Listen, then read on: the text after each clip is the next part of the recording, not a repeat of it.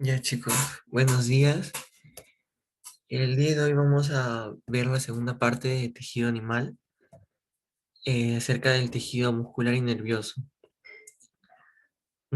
Seguramente ya habrán visto en la primera parte de otros dos tipos de tejido animal, que serían el tejido epitelial y el tejido conectivo. ¿Por qué se estudian estos cuatro tipos de tejido? Epitelial, conectivo, muscular y nervioso, porque la mayoría de órganos del cuerpo humano y de otros animales está compuesto por estos cuatro tejidos. Por ejemplo, imagínate cualquiera, por ejemplo, el estómago, su superficie interna tiene tejido epitelial, justo por debajo tejido conectivo, luego tiene una capa de músculo y todo esto funciona porque tiene una parte de tejido nervioso. Y así, diferentes órganos funcionan por una combinación de esos cuatro tipos de tejido, porque necesitan cuatro tipos de funciones. El tejido epitelial que les va a dar generalmente protección, el tejido conectivo que va a contener a los vasos sanguíneos y les va a dar nutrición, el tejido muscular para que puedan moverse, y el tejido nervioso para que regule estos procesos. Bueno, con esa pequeña introducción empezamos. El tejido muscular, el tejido no solamente de células con un mismo origen y una misma función, sino que están dentro de un espacio lleno de agua y proteínas, que se conoce como matriz extracelular. Por ejemplo, aquí, ¿no? Esta célula y esta célula, entre ellas ese espacio blanco no es vacío, sino que ahí va a haber siempre agua, proteínas, y por ahí va a llegar también los vasos sanguíneos.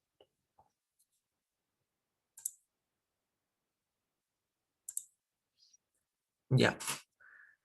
Entonces, tejido muscular o músculo. Eh, Generalmente uno le conoce al músculo como la carne, ¿sí o no? Y es un término correcto, diría yo.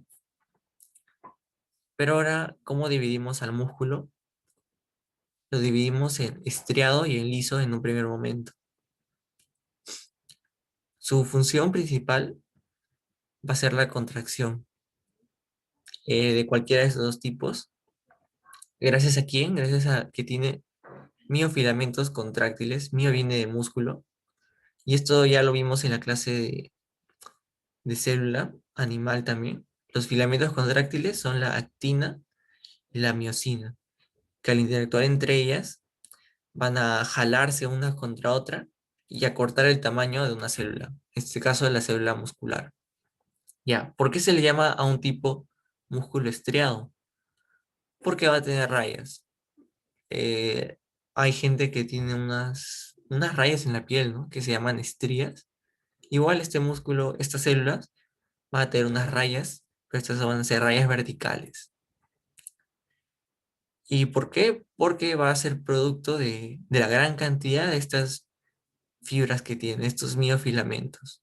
Y van a adoptar colores, ¿no? Unos van a ser claros y otros van a ser oscuros. Y a su vez se divide en esquelético y en cardíaco.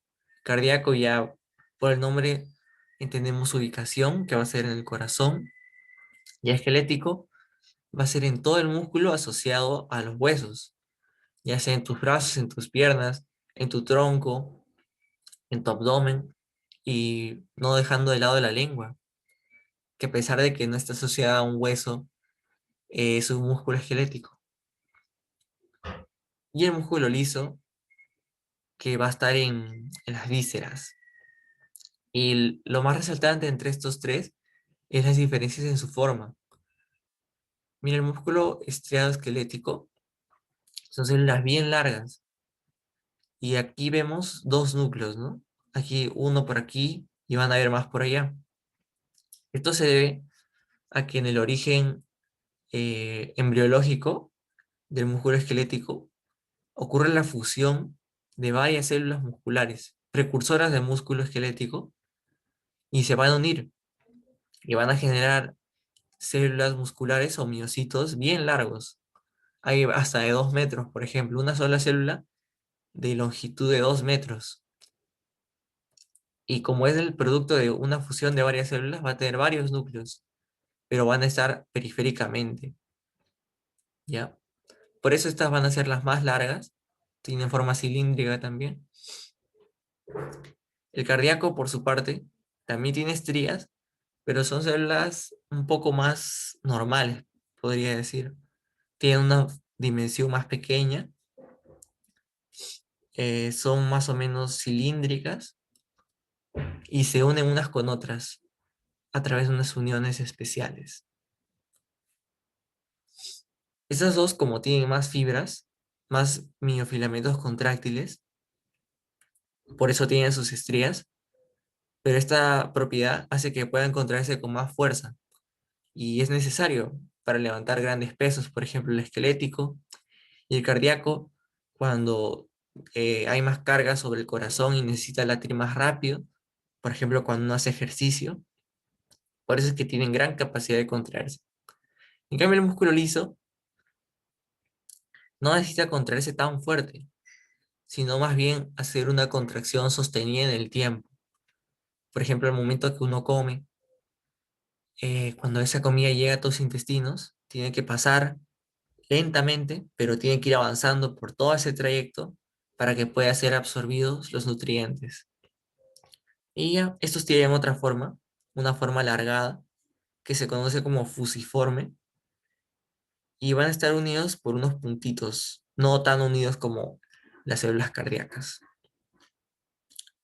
Otra cosa sobre este punto es que hay características en común del músculo en general, ¿ya? Por ejemplo, que pueden mantener un tono muscular.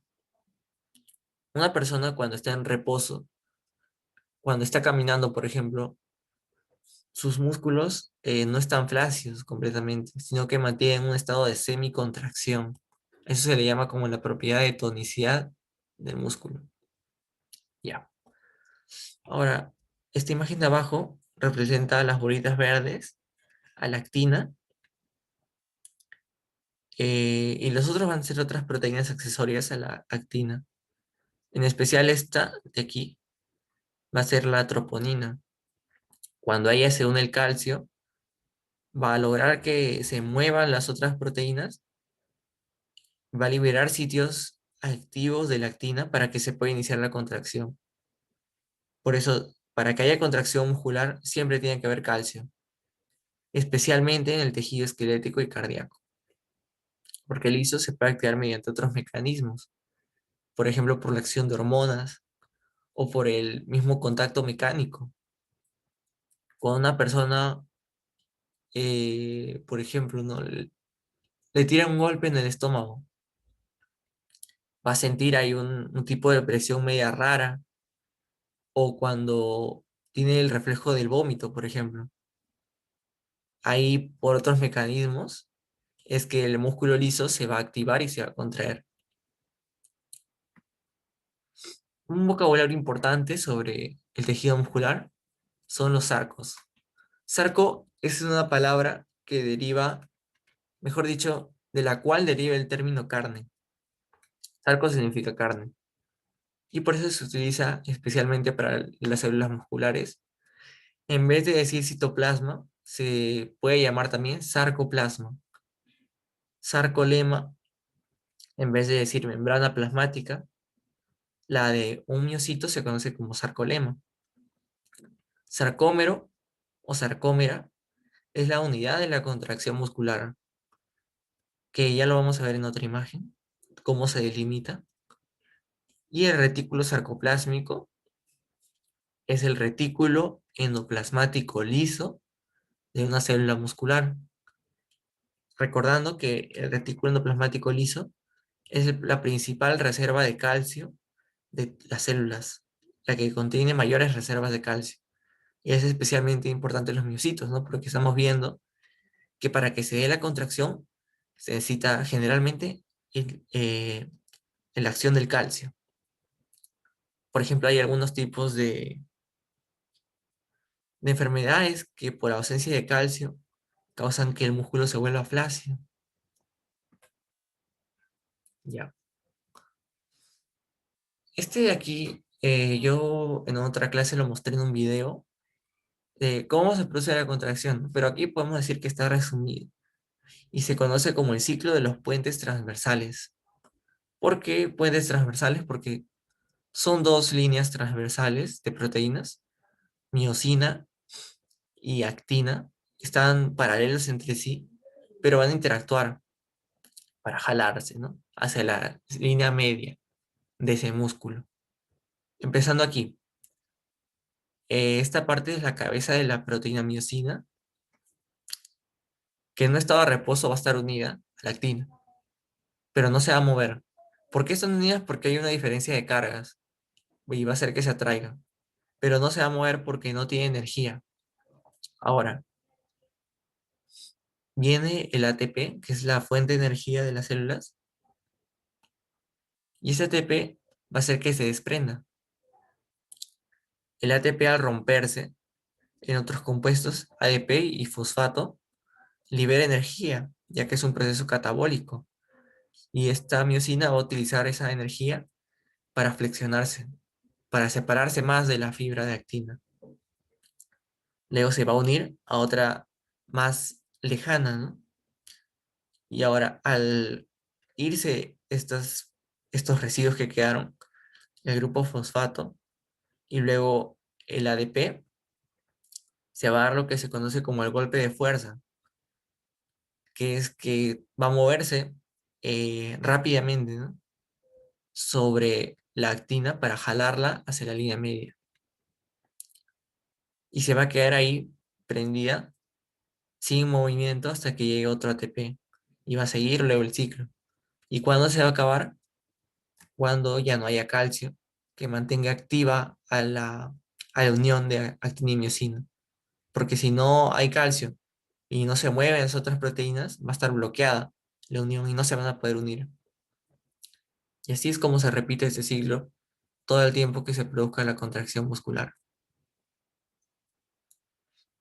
Y la unidad de contracción muscular, que dijimos que era la sarcómera o sarcómero, va a estar constituida entre dos líneas Z, que viene a ser esta rayita y esta de acá. Esta va a ser una sarcómera. Bueno, pero a su vez, ¿cómo lo vemos, no? En un microscopio, por ejemplo. Claro, podemos ver las sarcómeras, pero también podemos diferenciar unas bandas que se conocen como banda I, banda A y banda H. Banda I o banda clara es clara porque justamente se ve de ese color en un microscopio y porque viene de la palabra isotrópica, es decir, que va a permitir en cierta forma el paso de la luz. En cambio, la banda A o banda oscura es anisotrópica, no va a permitir el paso de la luz y por lo tanto se va a ver oscura. Y banda H del alemán Hell, que significa luz, también va a permitir el paso de la luz. Ya, pero mira, deduciendo, ¿no? ¿Por qué la banda I no permitiría que pase la luz? Perdón, ¿por qué la banda I permitiría que pase la luz? Porque solamente es una proteína. Está conformado por actina nada más. La banda I es la banda que está conformada solamente por actina.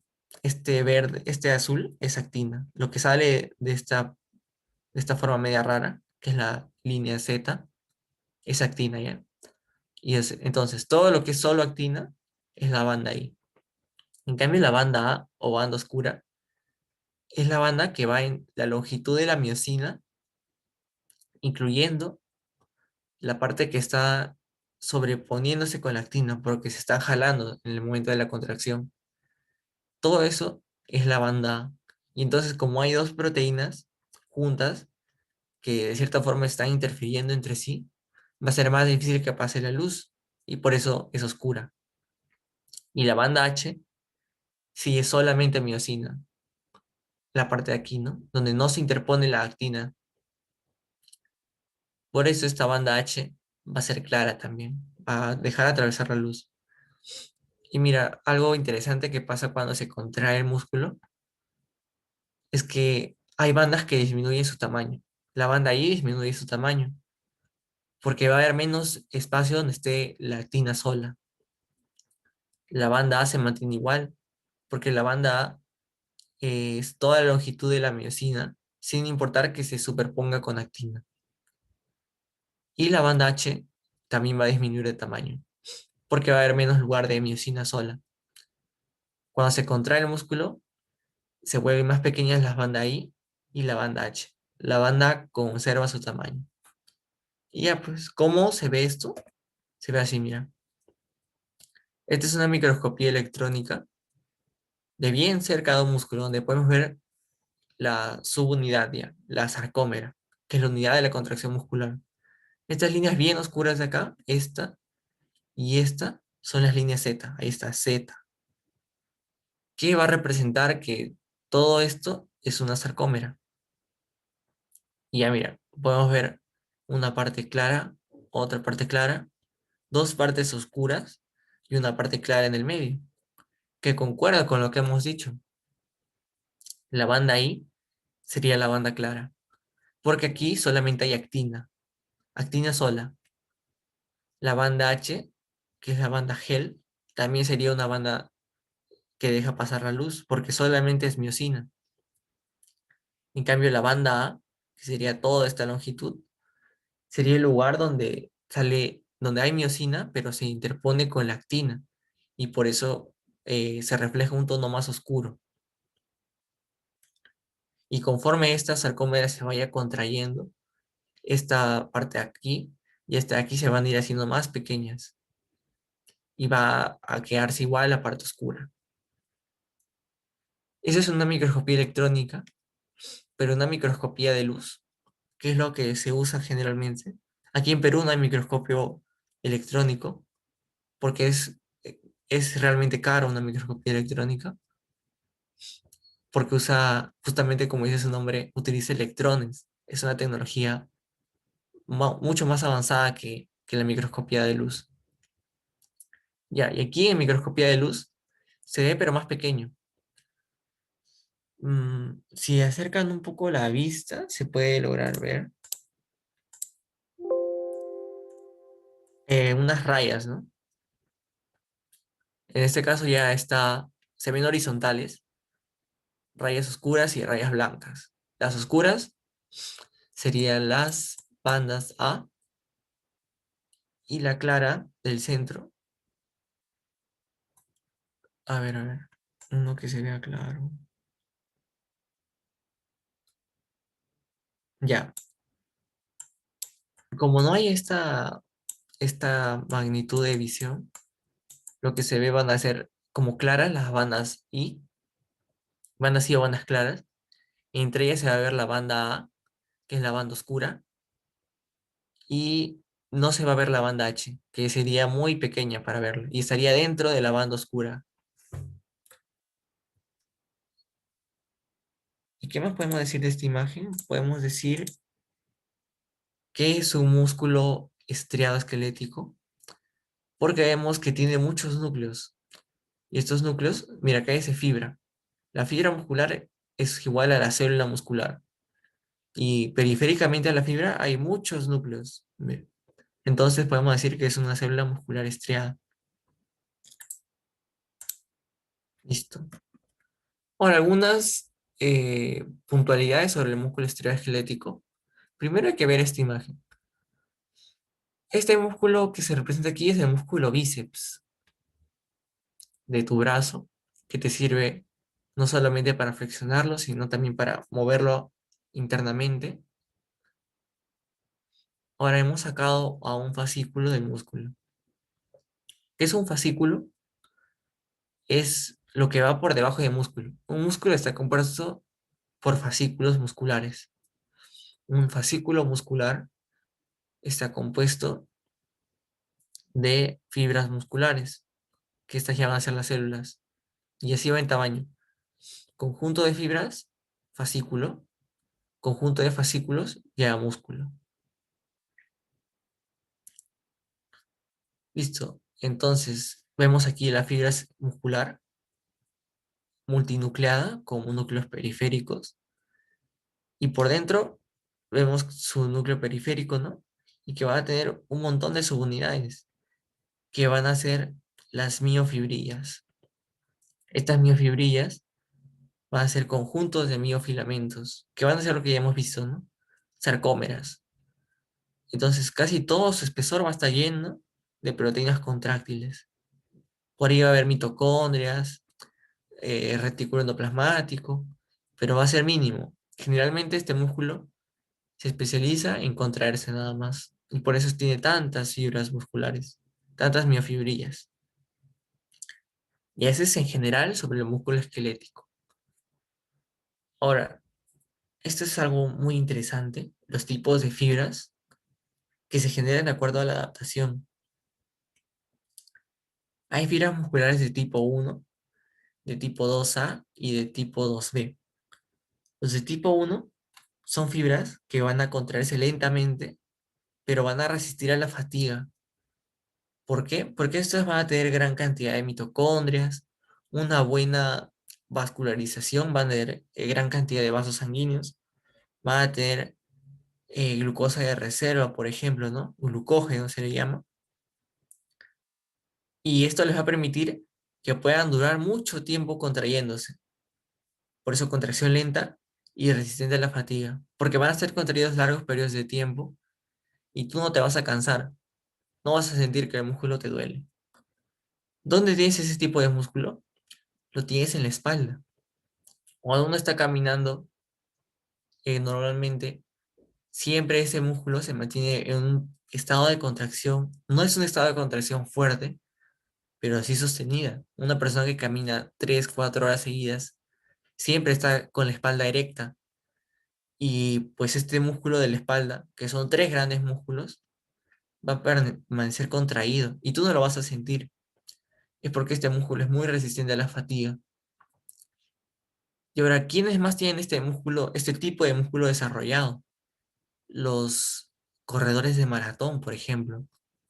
Ellos, debido a justamente el ejercicio que hacen, que requiere que tengan una contracción no muy rápida, ¿no? Porque no van a grandes velocidades, pero sí que sea una contracción sostenida durante el tiempo.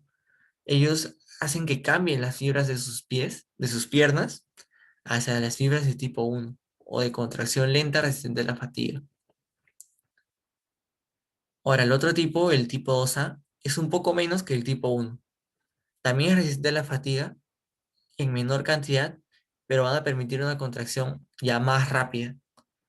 Por ejemplo, ¿quiénes tienen ese tipo de músculo desarrollado? Los nadadores, aquellas personas que practican fútbol, vóley, ¿no?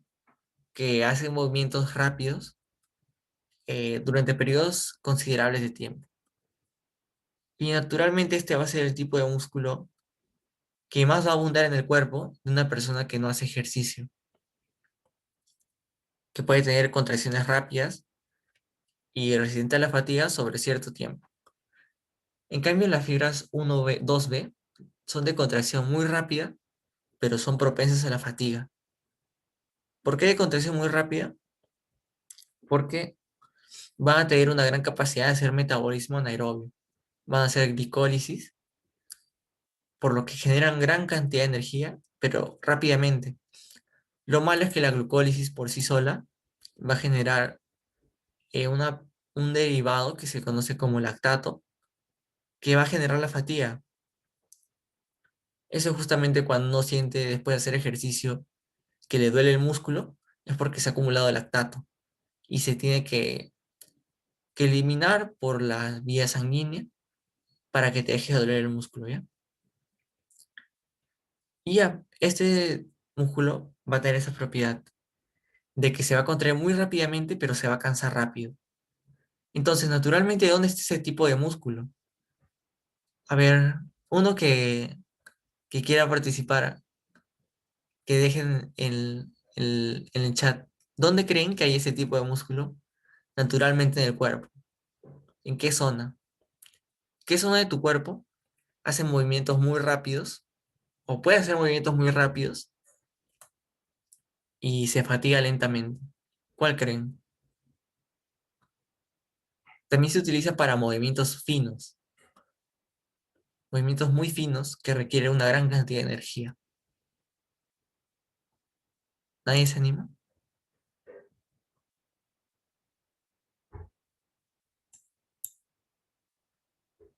Ya bueno. La respuesta es los dedos de tus manos. Uno puede hacer movimientos muy finos con los dedos de las manos, ¿no? Puede tocar instrumentos, puede teclear en una computadora, puede agarrar un lápiz y escribir, y por eso van a requerir gran cantidad de energía. Pero ¿cómo nos damos cuenta que es propensa a la fatiga? Porque tú puedes mover rápidamente los dedos, por ejemplo, a una velocidad muy distinta a la que mueves el brazo entero, pero rápidamente te vas a cansar. Probablemente un minuto y medio, ya vas a sentir que te ven los dedos. Diferente a lo que pasa en tus piernas, por ejemplo, que te mantienes caminando 2, 3 horas y no te pasa nada. Ahí podemos ver que son fibras de tipo 2B, que se contraen muy rápido, pero son propensas a la fatiga. Otro lugar son los músculos que mueven los ojos. No los músculos del mismo ojo, sino aquellos que están por fuera de él y le permiten, por ejemplo, mirar hacia arriba, mirar hacia abajo, hacia los costados, porque también lo puedes hacer muy rápidamente, pero te vas a cansar si mueves los ojos a cada rato, ¿no? También durante una fase del sueño, que se conoce como fase del sueño REM, me parece, va a haber, tiene la característica de que los ojos se mueven muy rápido.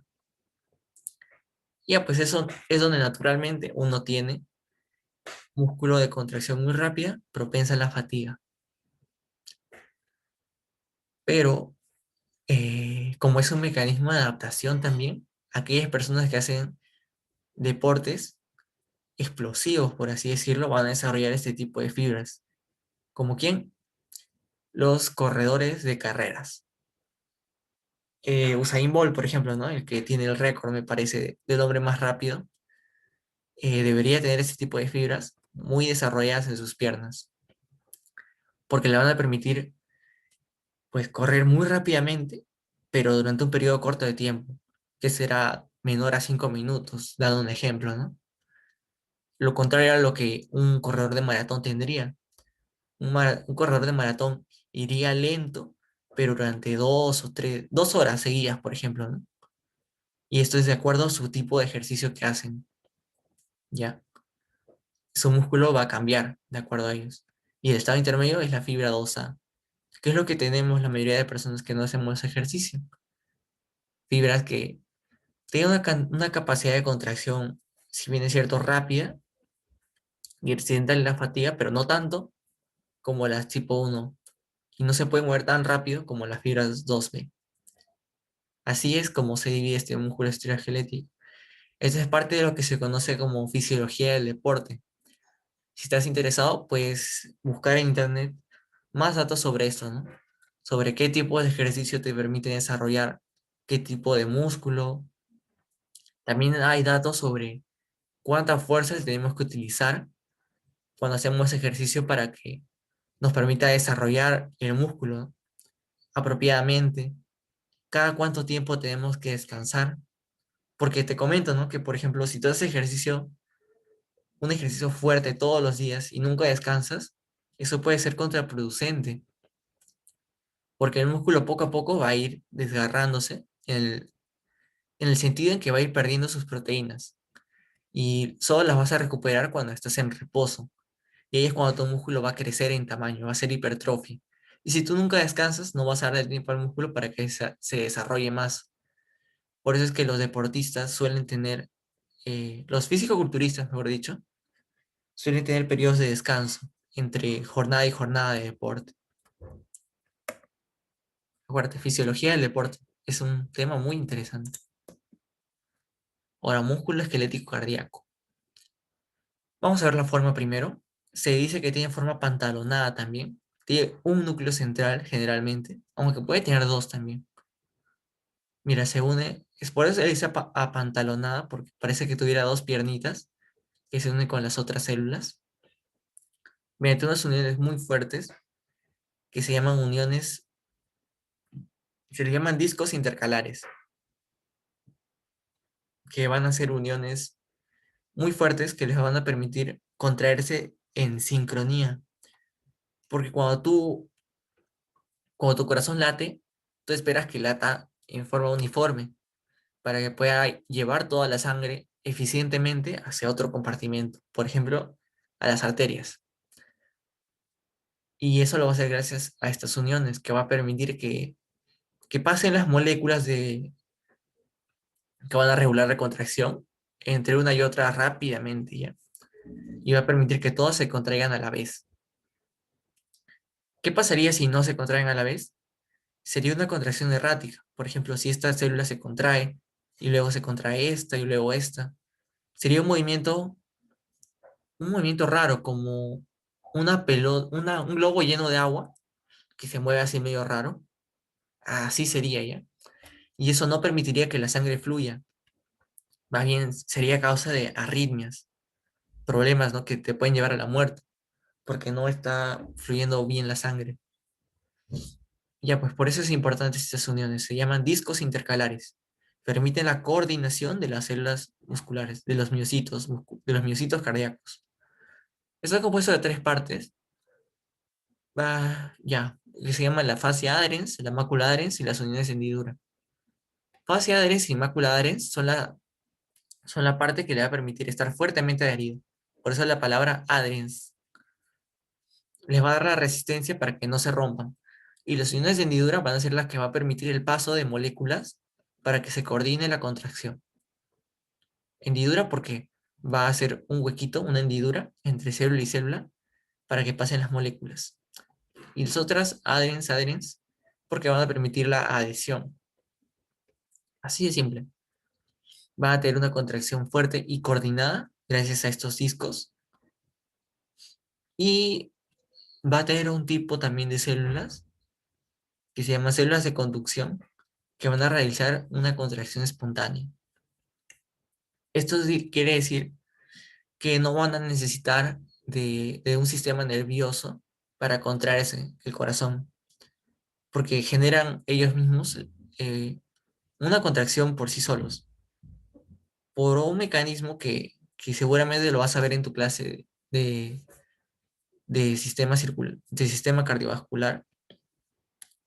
Pero la idea importante aquí es que van a ver un tipo especial de miocitos cardíacos que van a ser, seguro lo has oído alguna vez, las células de Purkinje, los nodos, los nódulos auriculoventricular, nódulo sinusal, que estas van a ser miocitos, pero modificados, que van a generar ya el potencial de contracción y se lo van a transmitir a estas otras células. ¿Y qué va a hacer el sistema nervioso? Entonces solamente lo va a regular. Va a hacer que lata más rápido o más lento, pero la capacidad de contracción la tiene por sí solo el músculo. Por eso se le llama marcapasos. Cuando haces ejercicio, tu sistema simpático hace que tu corazón lata más rápido, lo potencia. En cambio, el sistema parasimpático lo inhibe, pero la capacidad propia es del mismo tejido. ¿Ya? Esa es en microscopía de luz, ¿cómo se ve? Se ve rayas, ¿no? Rayas con núcleos centrales y ligeramente, pero sí se notan los discos intercalares, como rayitas moradas, que van a ser las uniones fuertes entre célula y célula, que van a coordinar la contracción. Y ahora el músculo que nos falta es el tejido muscular liso, que no va a tener estrías, porque las bandas de actina y miocina van a estar desorganizadas. Mira, van a ir en todas las direcciones. ¿Ya? Su núcleo también va a ser central y su forma es como un fuso, como forma de balón de básquet, perdón, balón de fútbol americano más o menos. Y ya se van a unir a densidades, ¿no? Y así es, como están en varias direcciones, su contracción va a generar una forma irregular, así va a quedar. El núcleo también va a moverse. No necesita tanta capacidad de contracción, ¿no? Porque no va a cargar peso, solamente va a permitir el paso, por ejemplo, de alimento. Este es un corte de apéndice donde se ve lo que te mencioné de que los órganos generalmente están compuestos de cuatro tejidos. En la superficie, esto que se ve aquí es tejido epitelial, por debajo tiene tejido conectivo, que es lo que aquí le llaman submucosa, por debajo tiene músculo, la muscular externa, que es un músculo liso, y entre este músculo va a haber tejido nervioso también, que le va a permitir contraerse. Ya, de aquí lo único que quiero que veas es que el tejido muscular liso se contrae de un mecanismo distinto, no solamente por entrada de calcio, sino que también se puede contraer por hormonas que activan receptores y va a iniciar la cascada de contracción, que va a ser mediante un grupo fosfato que va a activar a la miocina, ¿ya? También hay receptores, mecanorreceptores, que van a sentir cuando choca algo contra esto para que se active la contracción. Por ejemplo, cuando pase el alimento sobre la superficie del intestino, va a generar presión y esa presión va a activar la contracción para que el alimento fluya. Y ese es un cuadro con las características más importantes de cada tipo de tejido muscular, esquelético, cardíaco y liso. ¿Dónde se ubica? ¿Cómo son sus células? Si tiene estrías o no. Acerca de los núcleos, uniones intercelulares. El esquelético no tiene. El cardíaco tiene los discos intercalares. Y el liso tiene uniones de hendidura. Solamente uniones de hendidura, que van a permitir también coordinar la contracción. El esquelético es el único voluntario, porque tú no le puedes decir a tu corazón que deje de latir, ni tampoco a tus intestinos que dejen de hacer pasar el alimento. ¿Cómo se regula? Esquelético cardíaco mediante calcio, principalmente con las proteínas troponinas. En cambio, el liso, mediante un grupo fosfato. Hacen mitosis, es decir, se pueden regenerar. El músculo esquelético cardíaco no. Si tú, por ejemplo, tienes un corte fuerte, ¿no? Y pierdes parte del brazo con una parte de músculo, eso va a quedar ya hueco. O te van a hacer un injerto, por ejemplo, pero el músculo no se va a regenerar. El músculo cardíaco tampoco. Las personas que han tenido un infarto de corazón, esa parte que murió ya no se va a regenerar y va a ser reemplazado por una cicatriz, que es tejido fibroso. Y esta persona ya va a quedar dañada de por vida, ¿no? Porque no se va a regenerar esa parte que ha perdido de músculo. En cambio, el músculo lo hizo así. Una persona que le realizan una cirugía de apendicitis, por ejemplo, y atraviesan ahí, le hacen un hueco al intestino grueso. Esa parte de músculo sí se va a regenerar. Es un tejido que ante el daño se regenera, se activa para volver a su forma original. El único de los tres tipos de músculo que se regenera es el músculo liso. Ahora puedes investigar un poquito si quieres. En el músculo esquelético hay unas células que se llaman células satélite, que si bien no son células musculares, una vez que se pierde el tejido esquelético, se diferencian en células musculares y va a permitir una cierta capacidad de reparación, pero no tan grande, ¿no? Ahora, ya, eso sería todo con respecto a tejido muscular. Esta tabla puede usarla para estudiar, está bien resumida de lo más importante. Ahora, el tejido nervioso. Empezamos con una pregunta. ¿Qué células son estimuladas por neuronas? Es decir, las neuronas llegando a qué célula van a generar una función. Aunque creo que no se entiende muy bien. Ya, la respuesta sería músculo y glándulas. Cuando las neuronas ejercen su acción sobre un músculo, van a hacer que se contraiga. Y cuando ejerzan su acción sobre una glándula, van a hacer que ésta secrete. Por ejemplo, sobre la glándula salival, cuando no tiene mucha hambre, mediante un estímulo neuronal, va a hacer que tú salives más. Ahora, ¿cómo se llama el conjunto de axones? La respuesta es nervio. Lo que tú ves, por ejemplo, en una imagen, esa representación de algo amarillo que sale, eso es un nervio y es un conjunto de axones. Ya vamos a ver qué es un axón. Y ahora, los tipos de neuronas, de acuerdo a sus ramificaciones, se clasifican en multipolar, pseudomonopolar y bipolar. Y también va a haber un tejido de sostén que se llama la neuroglía, y dependiendo de si está el tejido nervioso central o periférico, van a ser distintas células. Central van a ser los ependimocitos, los astrocitos, los oligodendrocitos y la microglía. Y periféricamente, principalmente las células de Schwann. ¿De qué se va a encargar?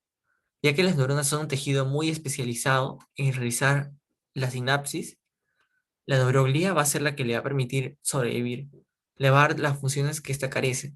Función de sostén, de nutrición, eh, también de impedir que le pasen sustancias nocivas.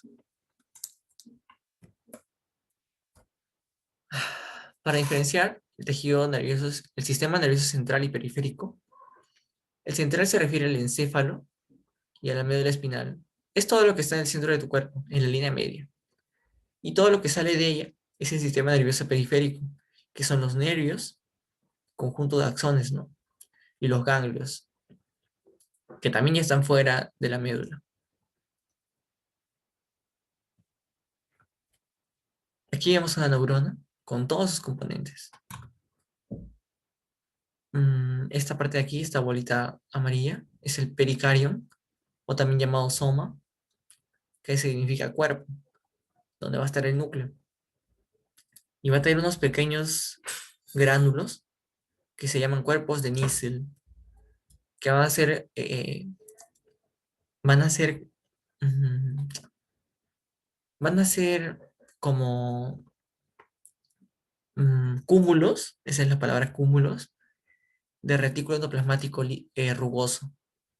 Es decir, como la neurona sintetiza gran cantidad de proteínas para realizar su función, tiene gran cantidad de retículo endoplasmático rugoso, y estos se forman cúmulos que se llaman cuerpos de Nissl. Ahora, otra neurona que le va a mandar su señal a esta, lo hace mediante unión con sus dendritas, ¿ya? Que son sus ramificaciones, las ramificaciones del soma. Y la ramificación más larga es el axón, que va a hacer que se una, que le pase su mensaje a otra neurona o al músculo, o a una célula glandular, por ejemplo. Este axón está recubierto de una vaina de mielina que va a permitir que sea más rápida este paso de la corriente eléctrica. Va a ser aislante. Aquí vemos una célula de la glía, el oligodendrocito, y vemos qué está haciendo. Está formando a la vaina de mielina, pero en el sistema nervioso central. Es decir, cuando está en el encéfalo o en la médula. Luego puede ser que esta prolongación, este axón sea tan largo que salga ya el sistema nervioso periférico para formar un nervio, ¿no? Para ser parte de un nervio. Y ahí, ¿quién va a formar la vaina de mielina? Va a ser la célula de Schwann. Y hasta que llega a su objetivo. Y va a ser como unas bolitas que se llaman placas motoras. Ya, esa es más o menos su estructura. Ya, las multipolares van a ser las que tienen muchas dendritas y van a ser las más abundantes del cuerpo. Las pseudomonopolares van a ser neuronas sensitivas y las bipolares van a ser neuronas muy escasas que van a estar en la retina. La retina es la parte nerviosa del ojo que va a permitir que tú transformes lo que tú ves, esos colores, ya en una imagen mental. Desde ahí va a viajar el impulso. Y células olfatorias. Aquí vemos su forma. Por ejemplo, estas células, mira, tienen muchas prolongaciones. Son células multipolares, que generalmente van a ser motoras, para músculo liso o para músculo estriado. Para el músculo liso es el sistema simpático, que vas a tener también una clase de sistema nervioso para que veas a detalle esto. Y esta neurona, una forma media rara, ¿no? Está para un lado del núcleo. Y parece que fuera una sola prolongación que luego se divide en dos. Por eso se le llama pseudo monopolar. Pseudo significa falso, ¿no? Pseudo mono, falsamente un polo. Parece que tuviera una prolongación que se divide en dos, pero en realidad lo que pasa es que aquí vienen sus dendritas que reciben el mensaje y aquí entran hacia el núcleo y luego sale ya el axón con el mensaje. Lo que pasa es que el núcleo es hecho a un lado para que permita un paso más rápido de la información. Esto tienes en el sistema, ya vimos que son sensitivas, ¿no? Las neuronas pseudomonopolares o pseudo-unipolares también se llama. Por ejemplo, para el dolor. Imagínate que aquí esto eh, está en la piel, ¿ya? Tú tienes una herida, el impulso del dolor va a viajar por aquí, así, y rápidamente no va a pasar por el núcleo, sino que se va a ir de frente hacia otro centro nervioso, como por ejemplo ya el cerebro, para que tú tengas la sensación de que tienes dolor. Por eso es que la naturaleza le ha dado esta forma, para que no pase ya por el núcleo el impulso y pueda ser más rápido. Y las bipolares, que tienen dos polos, uno que sería su axón y el otro que serían sus dendritas, que vimos que estaba en la retina y en la parte nerviosa del olfato. Y están más asociados justamente a eso, a los sentidos. También las puedes encontrar en el oído para recibir los sonidos, ¿no? Donde sí no va a haber es en el gusto. El gusto son otro tipo de células. Y ahora las células de la glía, que son sus células de sostén. Dijimos que eran centrales o periféricas. Aquí tienes las funciones, oligodendrocito, para la producción de mielina en el sistema nervioso central y la célula de Schwann en el periférico, es decir, en los nervios. Ependimocitos van a recubrir cavidades donde va a recorrer líquido cefalorraquídeo, que al igual que la sangre va a ser un líquido nutritivo para las células nerviosas. Y esa cavidad va a estar recubierta por ependimocitos, que van a ser un tejido epitelial. Células epiteliales van a ser. Astrocito van a ser unas células, se dice que tienen forma de estrella, que van a ser sostén, un sostén mecánico y también un sostén químico. Van a formar la famosa barrera hematoencefálica. ¿A qué se refiere esto? Que la sangre no va a llegar directamente del vaso sanguíneo hacia la neurona, sino que primero va a pasar del vaso sanguíneo al astrocito y el astrocito a la neurona. ¿Y para qué sirve esto? Para evitar que fármacos, por ejemplo, un medicamento, le llegue a las neuronas porque son células muy delicadas. Las neuronas una vez que mueren nunca se regeneran y va a ser una pérdida de por vida. Por eso el astrocito se encarga de llevarle solamente lo necesario a la neurona, su glucosa y otras sustancias nutritivas, pero no algo que la pueda dañar, como por ejemplo un medicamento o si te has intoxicado con algo, por ejemplo, ¿no? Veneno, por ejemplo. El astrocito prefiere morir él que dejar que le llegue a la neurona. Y la microglía, que van a tener función de macrófago, es decir, de defensa mecánica. Cuando hay algo extraño, por ejemplo, una bacteria por ahí caminando por el sistema nervioso, la microglía se lo va a comer para destruirlo. Y periféricamente ya dijimos la célula de Schwann y hay otras células que se llaman células satélite que van a estar en los ganglios sensitivos y los van a proteger. Es importante que tú tengas una imagen de cada una de estas células porque pueden preguntártelo en tu escuela o en un examen. Ah, aquí vemos esta célula que tiene varias ramificaciones y está uniendo, mira, a la neurona, específicamente al axón, con un vaso sanguíneo, haciéndolo la famosa barrera hematoencefálica. Antes de que le llegue algo a la neurona, desde la sangre tiene que pasar por el astrocito. Y este va a decidir si va a la neurona o no, porque puede ser dañino, por ejemplo. Y ya pues, este es el astrocito entonces. Algo va a venir por aquí por la sangre, por ejemplo, glucosa. Primero va a entrar al astrocito y el astrocito se lo va a mandar de ahí a la neurona. Esta media rara, una célula con un núcleo aplanado y varias ramificaciones, es la microglía. Cuando hay algo extraño, se lo va a comer para que no haga daño. Y este oligodendrocito de aquí está formando las vainas de mielina de varias células, pero en el sistema nervioso central.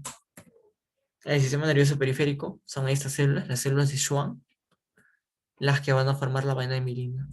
En una sola célula, cada una, ¿no? ¿Cómo se va a envolver sobre ella? Varias veces. Y luego va a haber varias células de Schwann que están envolviendo para que el impulso sea más rápido. El impulso, como es aislante, pasa de aquí, aquí, aquí, aquí, aquí. Deja ahí nomás. Cualquiera, cualquiera.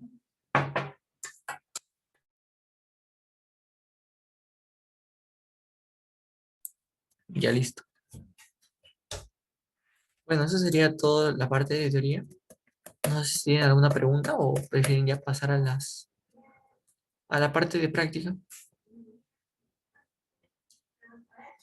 Bueno, entonces empezamos. Ya. Si alguien desea aprender su micro para responder, para que sea más didáctico y me diga pues la explicación de por qué cree que es eso.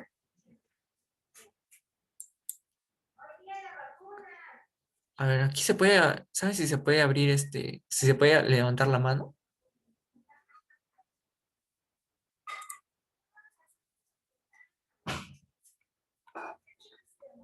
Creo que sí, ¿no? Ya.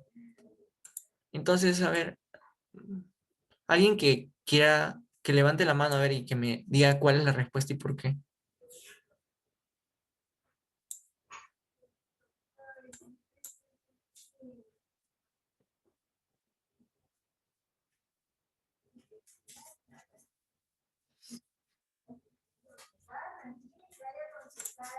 ¿Nadie se anima?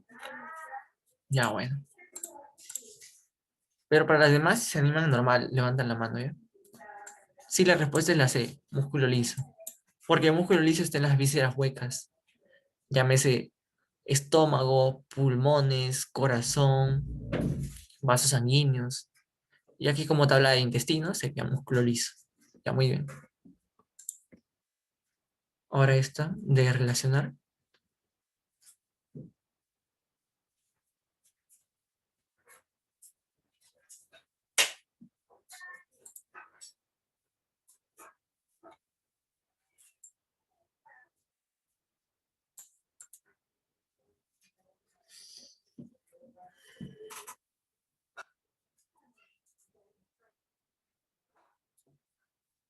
Ya, mira. Astrocito, su función era la barrera hematoencefálica. Por lo tanto, también, ¿no? Como va a estar sosteniendo a la neurona, se dice que es una función de sostén. La microglía era el macrófago, por lo tanto va a ser defensa. El oligodendrocito formaba la mielina y la célula ependimaria tapizaba la cavidad donde hay recorriendo LCR, líquido cefalorraquídeo. Entonces la clave sería 1A, 2C, 3B, 4D. La D.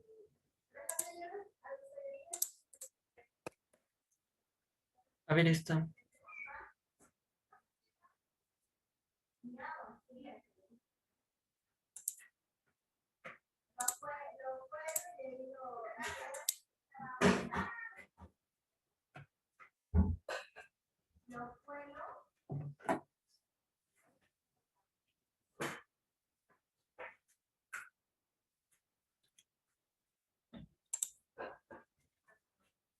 No, no es músculo esquelético. Es músculo cardíaco.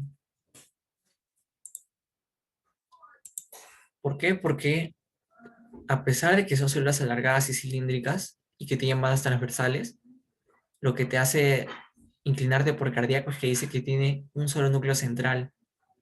Las células de músculo esquelético tienen varios núcleos, pero periféricos, sobre su superficie. En cambio, el músculo cardíaco las tiene en el centro. Las bandas también las tiene el esquelético, pero aquí es por el núcleo, por ese dato.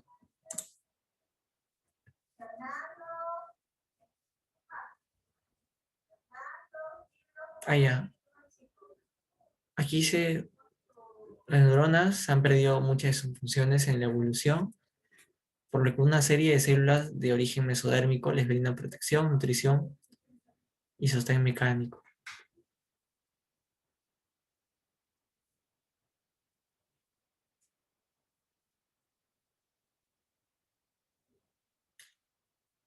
Proteger a las neuronas de agentes extraños.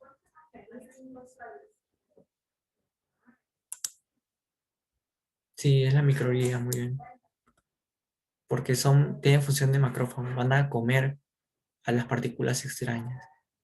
Eso proviene del mesodermo, que es una capa embrionaria. Que algún día verás en un curso de embriología, que es el mesodermo. El astrocito tiene función de sostén mecánico y también de barrera hematoencefálica. La microglía va a impedir que le lleguen agentes extraños a la neurona, pero aquellos que vienen de la sangre. En cambio, la microglía es más directa. Es una función directa de defensa. Cuando algo está recorriendo ese espacio entre neuronas, va a ir la microglía y se lo va a comer.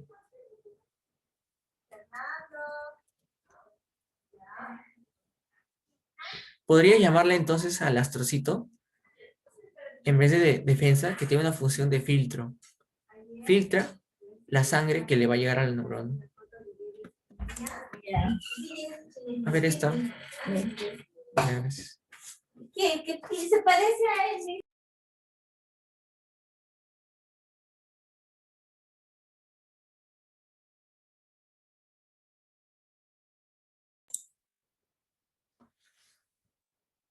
Las neuronas poseen propiedad de contracción. Falso.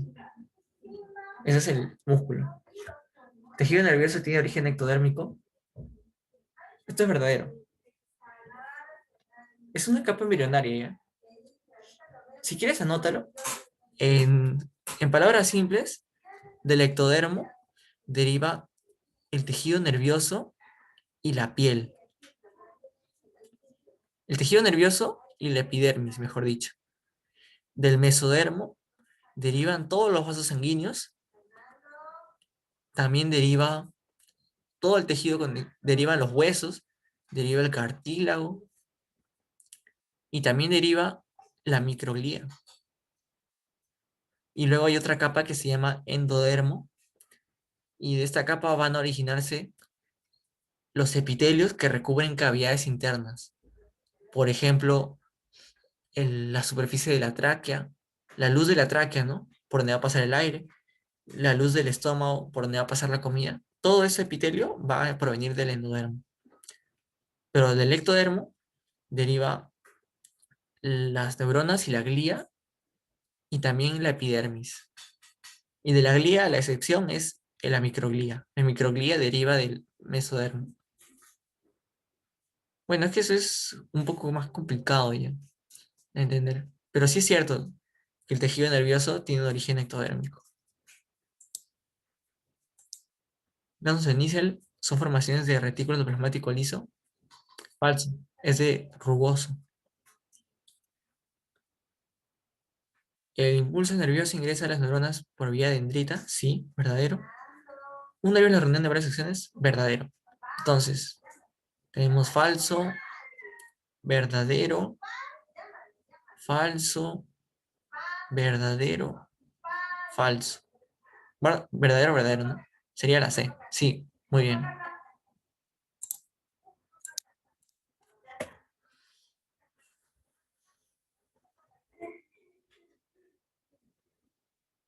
Ese es el último. Las células musculares poseen propiedad de contractibilidad, siendo la unidad estructural denominada sarcómero. El músculo puede ser de dos tipos, estriado o liso. ¿Cuál de los siguientes reúne las siguientes características? Ya, la pregunta quiere decir, Si es músculo liso, ¿cuáles de ellas son del músculo liso? Y si es músculo estriado, ¿cuáles de ellas son del músculo estriado? Tienes que analizar cada clave para marcar la correcta en esta pregunta.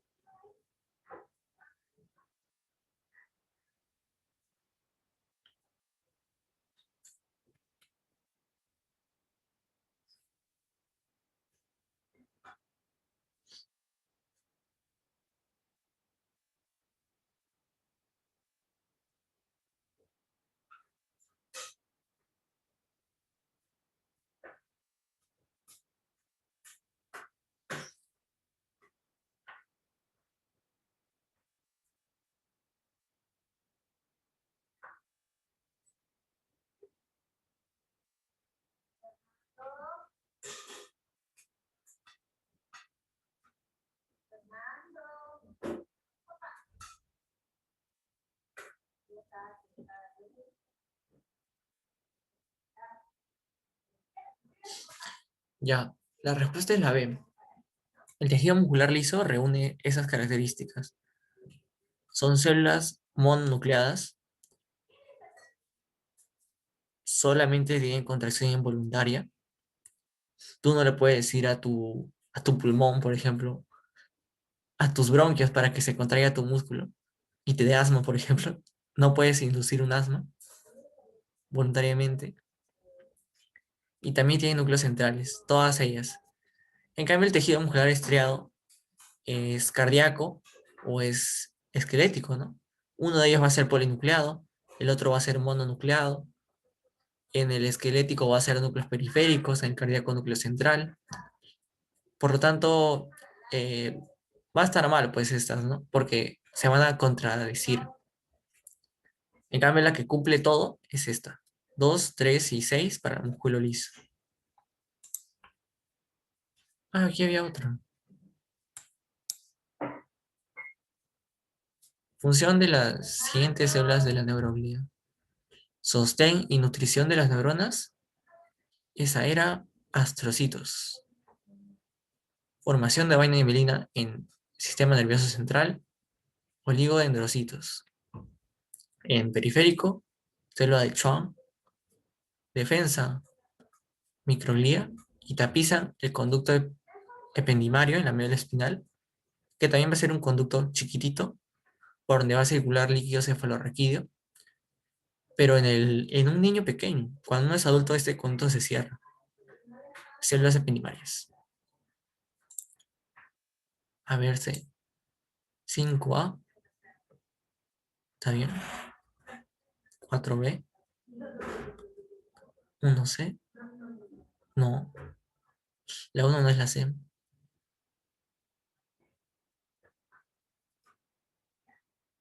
A ver, pues. Empieza. Alguien que me diga cuál es la respuesta. O no hay clave. Porque el 1 no es la C. Ah, no, sí. Sostén y nutrición. Sí, sí, sí, está bien, está bien. 2D.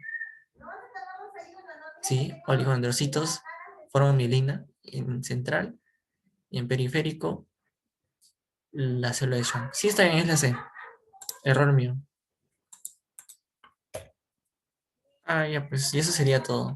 Les voy a pasar el formulario de asistencia, aunque creo que ya les dijeron, ¿no? Que ahora ya no hay, ya no se bloquean las sesiones, algo así. Pero igual creo que se sigue pasando asistencia, así que me esperan un momento, por favor.